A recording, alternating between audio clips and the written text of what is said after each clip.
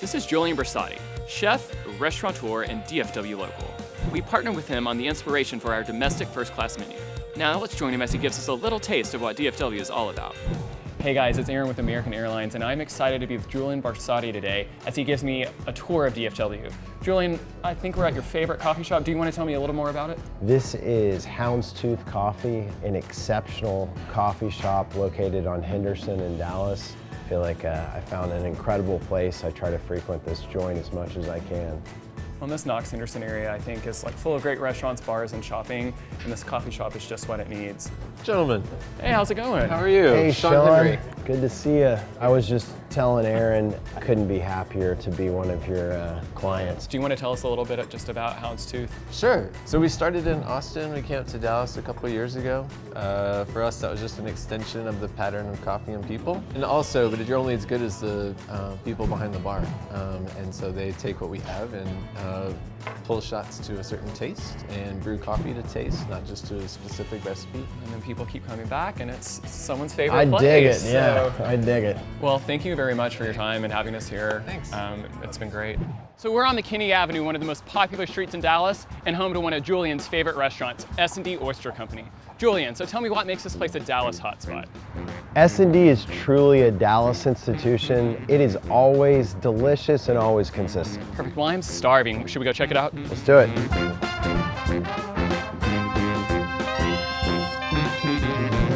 Hi, how are you? Welcome back, Julian. Hey, Teresa, great to see you. You as well. Hey, Teresa, I'm Aaron. How are you? Oh, great, pleasure. So tell us a little bit about SMB Oyster Company. We're really excited to be here. It's one of Julian's favorite places. Well, it's fantastic. Always a pleasure to have him. We've been here 40 years. We opened in '76. Our same owner has had it the whole time. It's named after his kids, Stephanie and Doak, and it's a true New Orleans Gulf seafood experience. Yeah, one of my favorite joints. I've been coming here since I was a child.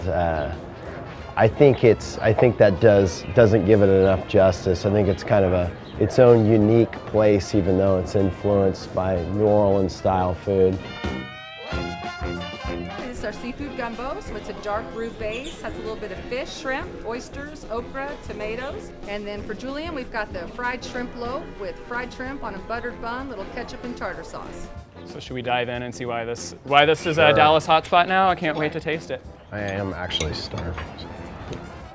Yeah, that's really good. I've always loved kind of Gulf Coast New Orleans style food. I grew up eating it. My mom cooks it, and I think, like I said, this is particularly, you can always count on S&D to be delicious and consistent.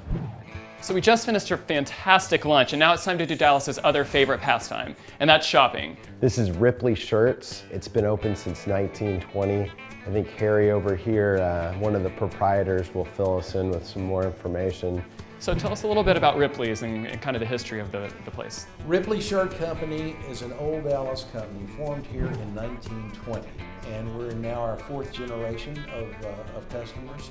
We make both dress shirts and western shirts and sport shirts, all of those. I think what's unique about this stuff is it's all in the details. That's customization of anything, and the quality of the products and your ability to make it your own.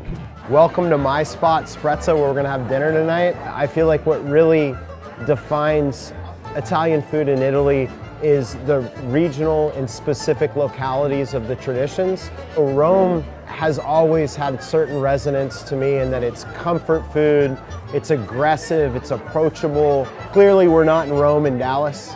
I think you got a 2,000 plus year old city and you have one that's 175 years old.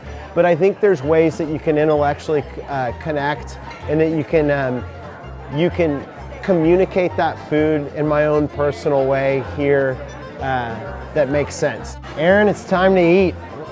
Buon appetito. Our name here is Sprezza, shortened for the Italian word sprezzatura, and what that word means is kind of making something that's difficult appear easy. So I felt like it was a great kind of aspirational term for both the service here and the food, because this is the perfect example. To make it truly remarkable requires sprezzatura. Well, you've done a really good job of making it look easy and taste delicious, so there are no complaints here.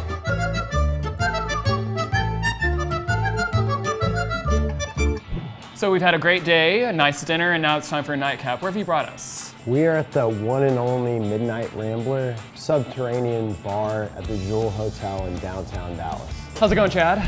It's going well. Tell us a little bit about Midnight Rambler. Kind of let's get some background on it so everyone kind of knows why it's a Dallas hotspot. And the idea behind Rambler was looking to the things that resonated with us culturally about Dallas. And so this historically was a big music hub. The film business used to be here. So these were things that spoke to us and are reflected here in the concept of Midnight Rambler. So kind of what's an average night? What's the vibe in Midnight Rambler? You know, it's upscale lounge, eclectic group of people, you know, kind of coming from all walks of life. That are here to drink delicious drinks and converse and meet new and interesting people.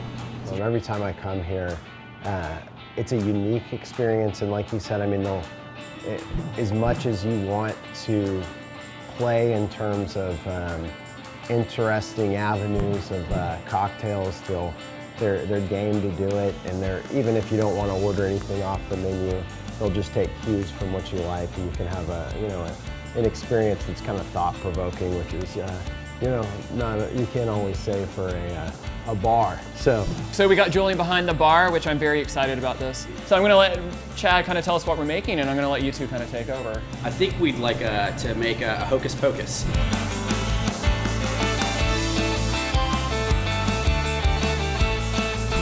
Here's how. Cheers, Chad. Thank you. It's delicious. It really is. Well, thank you guys for your time today. Julian, I expect to see you bartending next time I'm in Sprezza. So. It would be my pleasure. I got one trick now. You can stir now. You can stir now. Pleasure to have you here, man. Thank you. Always a pleasure.